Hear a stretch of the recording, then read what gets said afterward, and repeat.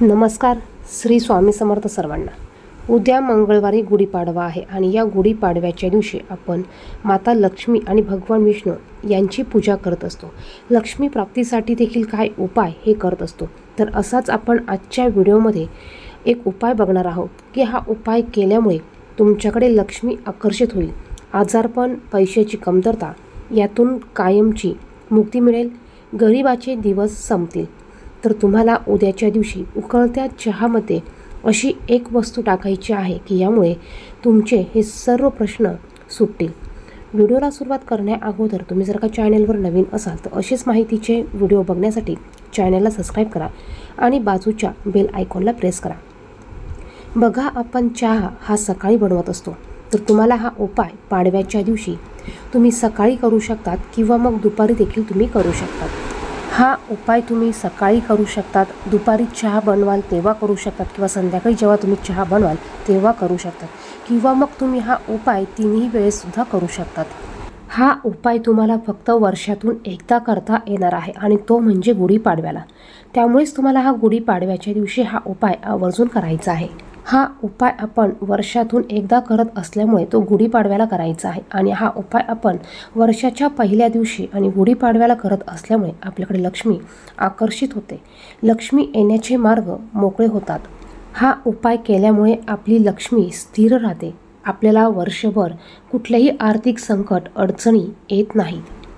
त्याचप्रमाणे पैशाची कमतरता यातून कायमची मुक्ती मिळते, गरिबाचे दिवस संपून श्रीमंतीचे योग सुरू होतात.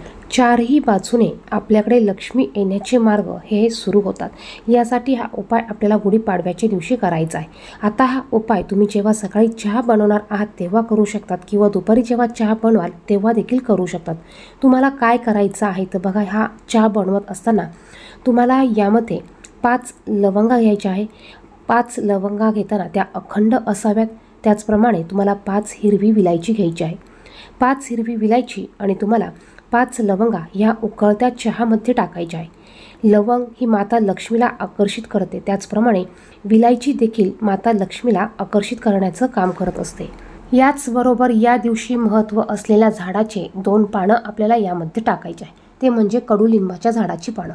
बघा, हा उपाय करण्यासाठी आपल्याला अखंड लवंगा घ्यायच्या आहे, तुटलेल्या फुटलेल्या घ्यायच्या नाही. जेव्हा तुम्ही हे उपाय करण्यासाठी अखंड वस्तू वापरतील तेव्हा तुम्हाला या उपायाचे फळ देखील अखंड मिळणार आहे. आपण कष्ट करायचे आहेच, परंतु आपल्याला आपल्या कष्टाचं फळ मिळावं, आपल्या कष्टाला यश मिळावं यासाठी आपण हे उपाय करत आहोत. यामुळे माता लक्ष्मी आपल्यावर प्रसन्न होणार आहे आणि आपण केलेल्या कष्टाचं फळ हे आपल्याला मिळणार आहे. 2 कडुलिंबाची पानं आपण यात टाकली तर बघा, आपल्याला वर्षभर आजारपण येणार नाही. त्याचप्रमाणे आपलं शरीर हे शुद्ध राहील, आजारी आपण पडणार नाही. ह्या उपायाने तुमची वर्षभराची 7.5 निघून जाईल, दुःख, कष्ट निघून जातील. हा उपाय तुम्ही सांगितल्याप्रमाणे गुढीपाडव्याच्या दिवशी सकाळी, दुपारी, संध्याकाळी केव्हाही करू शकतात किंवा तिन्ही वेळेला तुम्ही करू शकतात. त्याचप्रमाणे अशा पद्धतीचा चहा आपण पिल्यामुळे आपल्या आरोग्याला देखील फायदे होत असतात. याचबरोबर आपण गुढीला जे कडुलिंबाचा पाला लावला आहे आणि जी गाठी घातली आहे, आपण ज्या वेळेस गुढी उतरवणार आहोत त्यावेळेस आपल्याला आपल्या घरातील प्रत्येकाने ह्या कडुलिंबाच्या पाल्यातील 2 पाने आणि या गाठीतील 1 गाठी खायची आहे. यामुळे आपली सर्व रोगराई निघून जाते असं म्हणतात. वर्षभर आपल्याला कुठलीही रोगराई किंवा आजारपण येत नाही असं म्हणतात. त्याचप्रमाणे या कडुलिंबाच्या पाल्याच्या सेवनामुळे आपल्याला उन्हाचा त्रास देखील बाधत नाही असं म्हणतात आणि म्हणूनच आपल्याला गुढीपाडव्याच्या दिवशी हा उपाय करायचा आहे. त्याचप्रमाणे गुढी उतरवल्यानंतर गुढीला लावलेल्या कडुलिंबाच्या पानांमधली 2 पानं आणि 1 गाठी आपल्याला आवर्जून खायची. व्हिडिओमध्ये सांगितलेली माहिती महत्त्वपूर्ण वाटली तर व्हिडिओला लाईक करा, त्याचप्रमाणे इतरांना देखील शेअर करा. धन्यवाद. श्री स्वामी समर्थ.